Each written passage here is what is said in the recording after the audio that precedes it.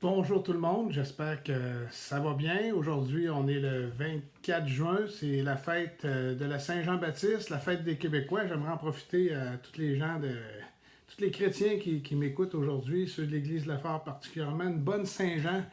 Que vous soyez nés ici ou bien que vous soyez des Québécois qui ont choisi de venir ici, que vous avez quitté votre pays puis vous avez choisi de venir rester ici. Merci de nous enrichir de votre culture, de votre présence. On est vraiment bénis. Puis sachez que pour moi, vous êtes des Québécois au même titre que tous les autres.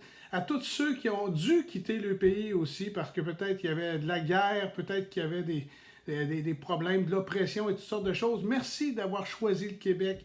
Puis sachez que vous êtes les bienvenus et qu'on est extrêmement heureux de fêter cette Saint-Jean-là avec vous aujourd'hui. Et quand je pensais à ça, la Saint-Jean, c'est une fête où ce qu'on fête notre pays, pas notre pays, mais notre province.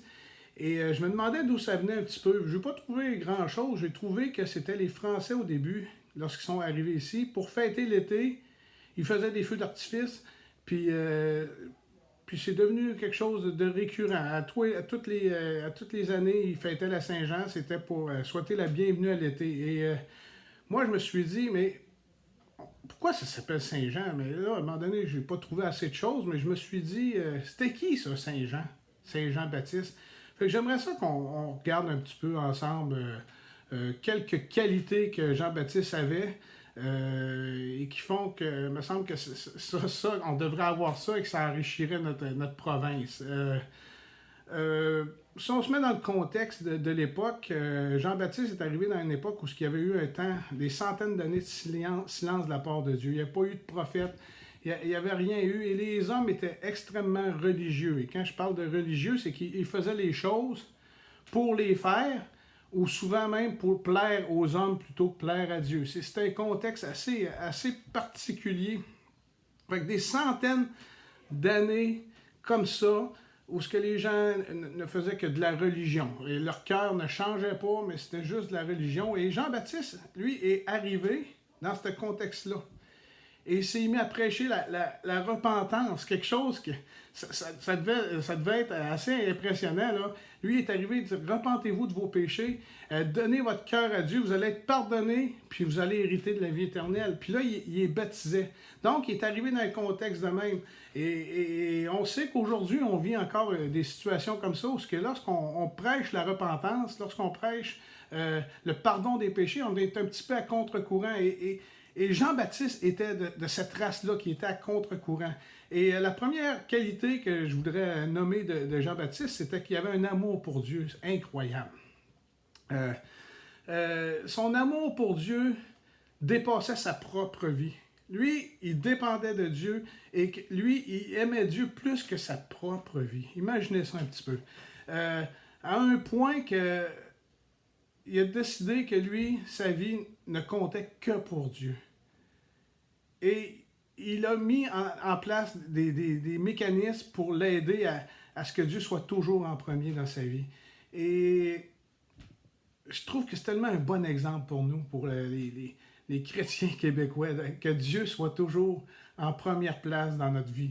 Que Dieu, on l'aime tellement que nos décisions soient toutes basées sur sa parole et voir en fonction de lui.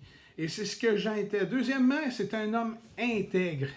Il y a eu des occasions de pouvoir dire, je vais faire une entrave au commandement de Dieu. Je vais prendre ça plus relax. Je vais faire un petit peu de compromis. Si on pense devant Hérode, il aurait pu, pour sauver sa propre vie, se calmer un petit peu. Il aurait pu dire, je vais prêcher moins fort, je vais faire plus attention, je vais arrêter de condamner le péché.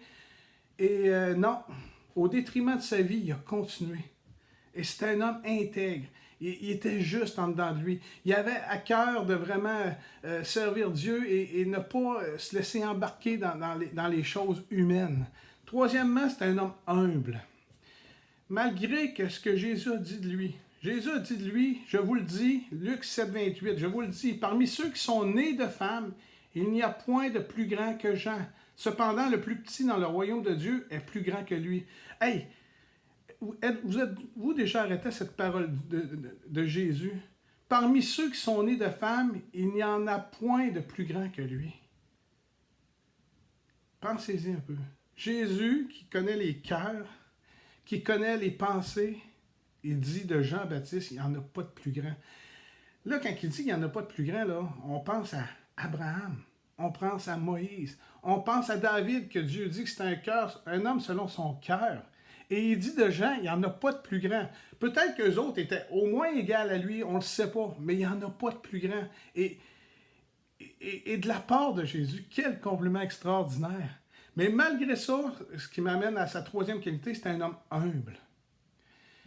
Il aurait pu dire, moi, avoir la grosse tête, dire, moi, je suis un homme extraordinaire, les gens viennent à coups de milliers se faire baptiser, se repentent, j'ai un succès devant Dieu, et on a vu ça maintes et maintes fois dans notre monde, où ce que des grands prédicateurs, leur tête a grossi un peu, puis éventuellement, ben, il était plus très humble, hein? Il était un peu déconnecté de la réalité. Mais Jean-Baptiste, ça n'a jamais changé sa vie. Il a continué à vivre le même train de vie, il a continué à faire ce qu'il faisait. Et même, lorsqu'il a vu Jésus la première fois, il a été capable de lui-même se reculer pour mettre Jésus en avant. Il aurait pu dire, non, moi, c'est moi la grande vedette, c'est moi qui prêche la repentance. Non, il a vu Jésus, il s'est retiré.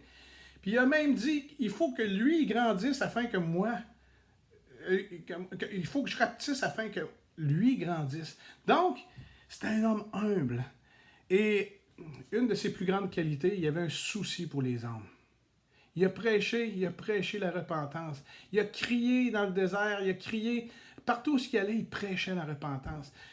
Pour lui, les âmes, c'était ce qu'il y avait de plus important. C'était ce qu'il y avait de plus important pour son ministère. Et où ce que je veux en venir avec ça, c'est que on fête la Saint-Jean-Baptiste.